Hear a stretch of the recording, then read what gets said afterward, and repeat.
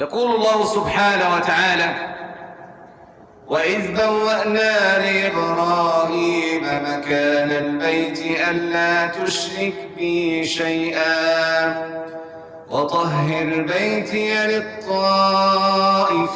والقائمين والركع السجود وأذن في الناس بالحج يأتوك رجالا وعلى كل ضامن يأتين من كل فج عميق ليشهدوا منافع لهم ويذكروا اسم الله في أيام معلومات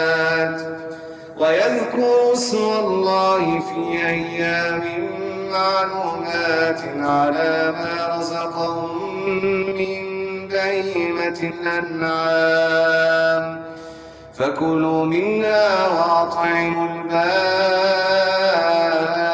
الفقير. الحج فريضة من فرائض الله